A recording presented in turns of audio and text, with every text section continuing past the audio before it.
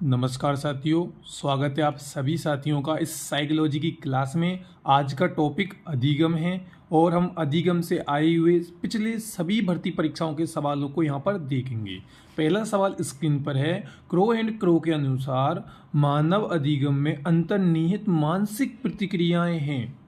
तो साथियों, आपको सोच लेना है कि कौन सा जवाब यहाँ पर सही रहेगा।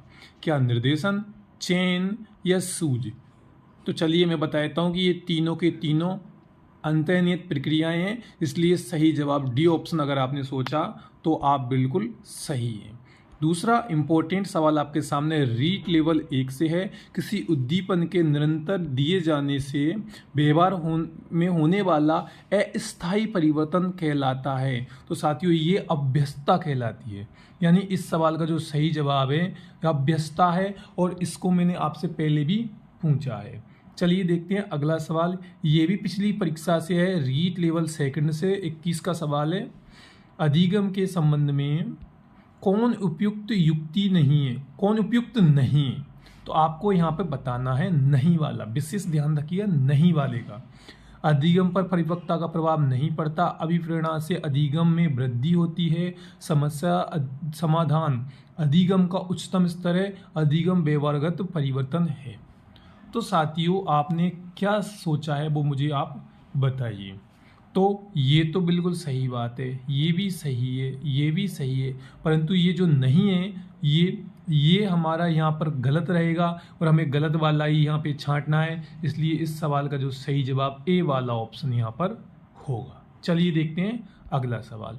अगला सवाल स्क्रीन पर है कि निम्न में से कौन सी विशेषता परिपक्वता को अधिगम से अलग करती है? यह एक स्वाभाविक प्रक्रिया है, यह अभ्यास पर निर्भर करती है, यह प्रयोगों पर निर्भर करती है, या फिर यह जीवन पर्यंत चलने वाली प्रक्रिया है? तो इस सवाल का जो सही जवाब, अगर आपने ये एक स्वाभाविक प्रक्रिया है तो आप बिल्कुल सही हैं। इस सवाल का जवाब ए वाला ऑप्शन होगा। चलिए देखते हैं अगला सवाल। ये भी रीट लेवल 1 2017 का सवाल है कि स्कूल की संगठनात्मक स्थापना छात्रों के अधिगम को प्रभावित करती है। ये पहलू उस श्रेणी से संबंधित है, क्रियात्मक कारक से, मनोवैज्ञानिक से, सामाजिक से, या फिर कोई अन्य कारक से? तो साथियों, इस सवाल का आपको सही जवाब देना है। इस सवाल का आपका सोचिए। चलिए मैं ही बताता हूँ। इस सवाल का ये है कि ये है संगठनात्मक आ जाएगा तो सामाजिक आ जाएगा, क्योंकि संगठनात्मक स्थापना यानी सभी बच्चों से यानी समाज से आ गया, तो सामाजिक इस कारक यहाँ पर बिल्कुल सही उत्तर हो जाएगा। अगला सवाल वो भी ये भी पिछली परीक्षा रीट लेवल सेकंड 2011 का सवाल है कि अधिगम को प्रभावित करने वाले कारक, जो व्यक्तिगत कारक है, वो कौन सा है भाई इसमें? तो आपको यहाँ पे इस सवाल का आपको जवाब देना है, और अगर आपने परिपक्वता एवं आयु लगाया है तो आप बिल्कुल यहाँ पर सही है। इस सवाल का जवाब परिपक्वता एवं आयु सही है। सातवां सवाल है कि अधिकांश आंतरिक भय के पीछे कारण होता है। आंतरिक भय, अधिकांश आंतरिक भय के पीछे कौन सा कारण होता है? तो साथियों, इस सवाल का जो सही जवाब, अगर आपने पहला वाला सोचा है प्राचीन अनुबंधन, तो आप बिल्कुल सही हैं। ए वाला ऑप्शन यहाँ पर बिल्कुल सही होगा। चलिए देखते हैं अगला 8वां सवाल कि निम्नलिखित में से कौन सा नियम थॉर्नडाइक द्वारा नहीं दिया गया? अभ्यास का, तैयारी का, प्रभाव का, प्रतिक्रिया का? ये भी रीट लेवल सेकंड का 2021 का सवाल है। तो आपने सोच लिया है। चलिए इसका जवाब मैं बता दूं, अभ्यास का नियम यहाँ पर थॉर्नडाइक ने नहीं दिया है। चलिए देखते हैं अगला सवाल स्क्रीन पर है आपके कि अधिगम का वह गौण नियम जिसका आधार अभ्यास का नहीं है कहलाता है। बहुवचन क्रिया का नियम, मनोवृत्ति का नियम, आंशिक क्रिया का नियम, असादृश्य अनुक्रिया का नियम? तो इस सवाल का अगर आपने सही अनुमान ए वाला लगाया होगा तो आप बिल्कुल सही हैं। कोई भी डाउट रहे तो आप मुझे कमेंट बॉक्स में कमेंट जरूर करिएगा। आपका टेस्ट, ये जो पेपर है, कैसा लगा आपको ये भी बताइएगा। 10वां सवाल है पारितोषिक तथा दंड के माध्यम से सीखना अधिगम के किस सिद्धांत से संबंधित है? सामाजिक सीखना, क्रिया प्रसूत अनुबंधन, शास्त्रीय अनुबंधन, संज्ञानात्मक सिद्धांत? रीट लेवल 1 2021 का ये सवाल है। तो इस सवाल का अगर आपने सही जवाब क्रिया प्रसूत अनुबंधन सोचा है तो आप बिल्कुल सही है, बी वाला। अगला सवाल है कि थॉर्नडाइक द्वारा दिए गए 3 मुख्य नियमों में से कौन सा नियम स्किनर के क्रिया प्रसूत अनुबंधन को भली भांति परिभाषित करता है? बताइए। तत्परता का नियम, अभ्यास का नियम, संतोष का नियम। तो इस सवाल का अगर आपने जवाब सोचा है कि संतोष का नियम है तो बिल्कुल आप सही हैं। चलिए देखते हैं अगला सवाल। बच्चे टीवी, रेडियो, मोबाइल, कैमरा आदि चलाना किस अधिगम के आधार पर सीखते हैं? तो अगर आपने इस सवाल का जवाब अगर आपने सोचा है कि प्रक्षेपण, तो ये नहीं है। अंतर्दृष्टि, ये भी नहीं है। प्राचीन, ये भी नहीं है। अगर आपने बी वाला सोचा क्रिया प्रसूत अनुबंधन, तो बिल्कुल आप सही थे। चलिए अगला सवाल है कि निम्नलिखित में से कौन सा सिद्धांत परिणामों द्वारा सीखने से संबंधित है? रीट लेवल सेकंड 2021 का सवाल है, इम्पोर्टेंट है। चलिए बताइए। तो अगर आपने कौन सा सोचा है बताइए। अगर आपने सोचा कि सीखनात्मक, ये संज्ञानात्मक है, तो गलत। अंतर्दृष्टि भी गलत। शास्त्रीय अनुबंधन गलत। ए वाला ऑप्शन क्रिया प्रसूत अनुबंधन सिद्धांत बिल्कुल सही है। चलिए अगला सवाल। कोई भी ऐसी घटना या उद्दीपक जो किसी वांछित अनुक्रिया के घटित होने की संभावना को बढ़ाता है, क्या कहलाता है? पुनर्वलन, दंड, अनुबंधित उद्दीपक या इनमें से कोई नहीं? तो इस सवाल का जो सही जवाब है पुनर्वलन, ए वाला ऑप्शन बिल्कुल सही होगा। चलिए देखते हैं अगला सवाल। समस्या के अचानक समाधान की वकालत करने वाले सिद्धांत का नाम है? रीट लेवल सेकंड 2015 का ये सवाल है। तो अगर आपने सूझ का सिद्धांत सोचा तो आप बिल्कुल सही हैं, क्योंकि अचानक इसी सिद्धांत में घटनाएं होती हैं। चलिए देखते हैं कि भाई अचानक समस्या का समाधान हो गया तो वो सूझ में। ब्रूनर के संज्ञानात्मक अधिगम सिद्धांत से संबंधित है? क्या यह सभी हैं या फिर विषय संरचना, अन्वेषण या विद्यार्थी स्वयंक्रियता? तो इस सवाल का जो सही जवाब अगर आपने उपरोक्त सभी सोचा तो बिल्कुल आप सही हैं। चलिए देखते हैं अगला कि जिस प्रक्रिया में व्यक्ति दूसरों के व्यवहार को देखकर सीखता है, न कि वे प्रत्यक्ष अनुभव के को कहा जाता है। ये 2011 रीट लेवल सेकंड का है।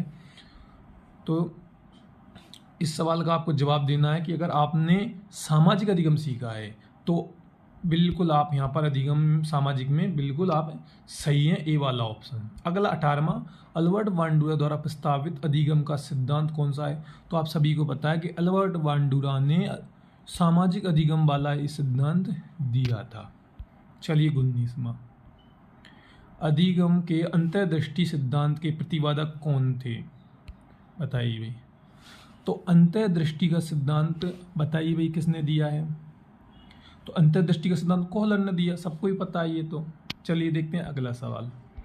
गेस्टाल्ट स्कूल के स्थापक कौन थे? यहाँ पर ध्यान दीजिएगा कि इसमें आप कंफ्यूज नहीं होना है। इसका सही जवाब बर्दाइमर है, इस स्कूल के संस्थापक, इसलिए यहाँ पर ये वाला सही होगा। चलिए अगला सवाल 21वां, यहाँ पे 22वां पहले 21वां बाद में है कि एक क्रिकेट खिलाड़ी अपनी गेंदबाजी के कौशल को विकसित कर लेता है, पर यह उसके बल्लेबाजी के कौशल को प्रभावित नहीं करता। इसे कहते हैं भाई गेंदबाज बैटिंग सीख गया, पर वो एक दूसरे से भाई दोनों अलग अलग हैं। तो यहाँ पर जो सही जवाब रहेगा वो रहेगा शून्य प्रशिक्षण अंतरण, यानी यहाँ पे जो सही जवाब रहेगा वो रहेगा यहाँ पे सी वाला, क्योंकि आपको पता है कि गेंदबाजी अलग है, बल्लेबाजी अलग है, इन दोनों में कोई भी लेना देना नहीं है। सी वाला बिल्कुल आप सही करेंगे। अगला सवाल आप देखेंगे कि संकेत अधिगम के अंतर्गत सीखा जाता है। तो इस सवाल का जो सही जवाब रहेगा वो यहाँ रहेगा आपका पहला ही वाला, पारंपरिक अनुकूलन। चलिए देखते हैं अगला सवाल। 23वां सवाल स्क्रीन पर आपके सामने आ गया है कि एक कॉलेज जाने वाली लड़की ने फर्श पर कोट फेंकने की आदत डाल दी। अपनी माँ ने उसे कहा कि कमरे से बाहर जाओ और कोट को खूंटी से टांगो। आप लड़की अगली बार घर में प्रवेश करती है तो कोट को हाथ पर रखकर अलमारी की ओर तरफ जाकर कोट को खूंटी से टांग देती है। यह उदाहरण है, ये इम्पोर्टेंट है, ये कई बार आया हुआ सवाल है इसलिए। तो साथियों यहाँ पर इसका जवाब है वो बिल्कुल ए वाला रहेगा, संकलात्मक अधिगम। क्योंकि जैसे जैसे उसकी माँ ने उसको सिखाया कि बाहर जाओ और उसको कहाँ पर टांगना है, तो ये एक श्रृंखला बन गई। सीखने की एक श्रृंखला है कि उसको करना क्या था, पहले क्या करना था और बाद में क्या करना था। चलिए देखते हैं अगला सवाल। 24वां सवाल आपके सामने है कि निम्न में से कौन सा उदाहरण बांडुरा के अवलोकन आधारित अधिगम का नहीं है? विद्यार्थियों को द्वारा केंचुए के विच्छेदन को सीखना, क्रिकेट का उत्साह, सामाजिक अध्ययन के प्रति नापसंदगी, स्कूल की घंटी बजने पर अपने बस्ते बंद कर लेना। तो यहाँ पर आपको जवाब देना है। अगर आपने सोचा कि ये वाला स्कूल की घंटी वाला, तो ये बिल्कुल भी सही जवाब नहीं था। ये हमें नहीं वाला ढूंढना है, यानी आपका सही जवाब डी वाला ऑप्शन बिल्कुल यहाँ पर सही हो जाएगा। चलिए देखते हैं अगला सवाल। 25 में आपके सामने है, बांडुरा के प्रक्षेपण अधिगम के मुख्य तत्व हैं अवधान, स्मृति, अनुकरण, अभिप्रेरणा। तो साथियों, इसका आपको बताना है कि इन चारों में कौन कौन से मुख्य तत्व हैं। अगर आपने सोच लिया है तो चलिए मैं आपको बता देता हूं कि इस सवाल का जो सही जवाब डी वाला ऑप्शन, ये सभी के सभी प्रक्षेपण के अधिगम के मुख्य तत्व रहेंगे बांडुरा के सिद्धांत के। चलिए अगला सवाल है कि निम्नलिखित में से कौन सा नियम थॉर्नडाइक द्वारा नहीं दिया गया? अभ्यास का, तैराकी का, तैयारी का, प्रभाव का, प्रतिक्रिया का।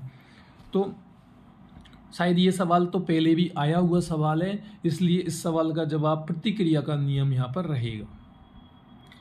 27वां सवाल आपके सामने है, अधिगम का वह गौण नियम जिसका आधार अभ्यास का नियम है कहलाता है।